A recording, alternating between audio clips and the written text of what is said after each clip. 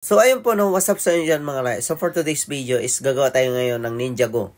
So nakita nyo naman Ninjago yung mga design talaga niya. So una, ang gamit pala natin dyan is styrofoam, dami. So yun yung order ng customer. So ang ginawa natin, yung styrofoam is nilagyan na natin siya ng butter na lining para makuha natin yung design na buhok-buhok niya yun sa dulo. Tapos, pwede din kayo gumamit ng fondant. So, sa mga shoutout din pala dito sa mga nasa UAE, pwede din kayo mag-order sa JC Del Cake. So, kasulukuyan dyan po tayo nagtatrabaho ngayon. Pwede kayong makipag-transact dyan sa page natin kung gusto nyo mag-order. So, shoutout sa mga followers natin dyan sa UAE, no? So, pwede na kayong mag-order dito sa Dubai ngayon kung saan kayo. Meron din kaming delivery mga kalahi. Ayan. So, balik tayo sa video. Ayan. So, nakita nyo naman. So, nilagyan ko muna ng yellow sa harap para makuha natin yung design. So, ang nakasulat pala dyan sa, sa design na ginagayahan natin is Warren, no? Ayan, nakita nyo naman. So, ang board niyan mga kala is styrofoam din siya. Ayan. So, ayan. So, nakita nyo naman yung pinapass forward ko na lang dyan para mas mabilis. Ayan na yung kinalabasan. So, naglagay pala tayo ng buttercream dyan. Ayan. Tapos, yung mga topper dyan, naka-ready na. Tapos, kinuha na lang natin dikit-dikit. Kasi, alam naman natin na sa mga 3D cakes, kailangan naka-prepare yung mga topper. 1 day before, no? Para mas maganda, nakatigas na yung mga topper. Ididikit mo na lang pag gagawin mo na. Ayan. So, ang gumagawa pala dyan sa dagger mga kalay, alam niyo naman, yung dagger is, yung boss ko pang gumawa niyan. Ayan, shoutout kay Boss G. Ayan, maraming salamat sa pag-assist. At siyempre, no, so, tumutulong po talaga siya mga kalahi, yung amo namin. Ayan. Tapos, dikit na lang natin. Tapos, naglagay tayo ng chocolate. Ayan. So, sa mga hindi nakakaalam, yung company ko is JC Del Cake, no? Dito sa Dubai. So pwede kayong mag-order sa via online mga kalay. May delivery din sila.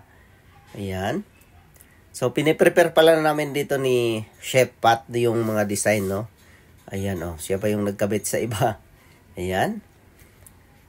Oh, di ba? Naglagay tayo ng mga chocolate mga kalay. So, ganun lang, no? Pagdikit sa mga topper. So, pwede kang gumamit ng water or glucose, no?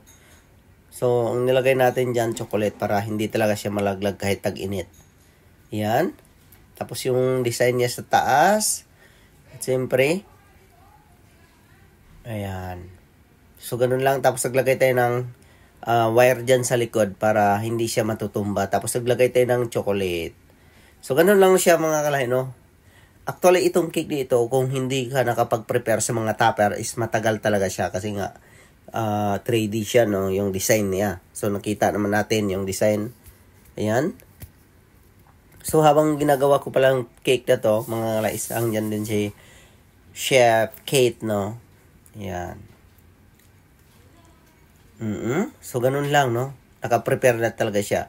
Kasi nga, Ninjago siya. Ayan. So, ayan na yun. Muntik ng magaya, di ba? Ayan. So, tuwang-tuwa naman yung mga customer namin. Ayan. Tapos, ayan yung mga topper na yan, is fondant lang din dyan. Pinatigas ko lang, tapos, yun na yun. Mas mabilis kasi ito gawin kasi nga nakamas sila. Kasi nga ninja, di ba? Anong ina-expect ko sa ninja? Ayun, shoutout sa ating mga followers dyan. Babalik pala tayo dito sa mga vlogging, no? Supportaan nyo yung page natin. At sa mga hindi pa nag-share dyan, at sa mga ang dito sa UAE, pwede kayong mag-recommend sa mga kakilala nyo or sa mga mag-anak nyo. So, magbibigay po tayo ng discount sa kanila, no? Ayan. So, ganun lang. So, nakita nyo naman mga kalay, yung board niya is styrofoam din siya. Mamaya, kakabera na natin yan ng black fondant. Ayan. Kita nyo naman yung apron ko. Sobrang abs, diba? Ayan. So, ganun lang. Kailangan mong idikit-dikit lang siya ng mga chocolate. Kasi mas matibay kasi yung chocolate compound na idikit po siya. Pero mas maganda din yung water. Kasi nga, minsan yung water pag natuyo, hindi na talaga siya malaglag. Hindi kagaya ng chocolate, kung mainitan siya, malalaglag talaga siya. Lalo na kung natutunaw, di ba? So, ganun lang. Ayan. So, lahat yan mga kalay is dummy cake. Yan. Hindi pwedeng kainin yan kasi nga, display lang din yan siguro ng customer namin, no? So, I'm not sure kung i-display nila or for birthday lang tapos sirain nila. Pero I'm sure na hindi nila sisirain yan kasi nga maganda nga ng pagkagawa, di ba? Makita nyo naman mga kalay, mabilis lang natin ginawa, di ba? Kasi nga, nakaprepare na yung mga toppers.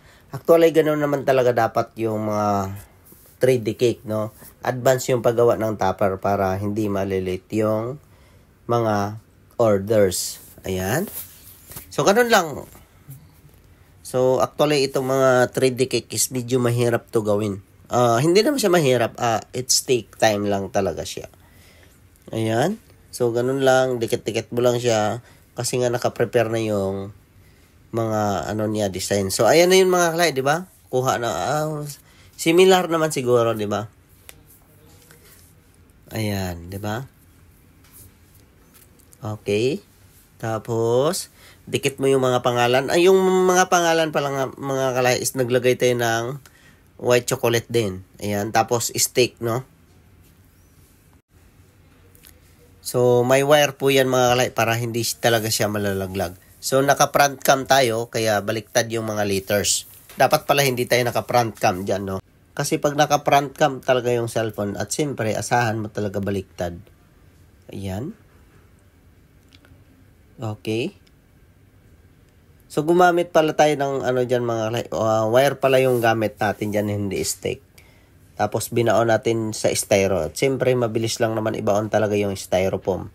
Ay, yung wire sa styrofoam, So, ayan na po yun mga kalay, no? Ayan, nakita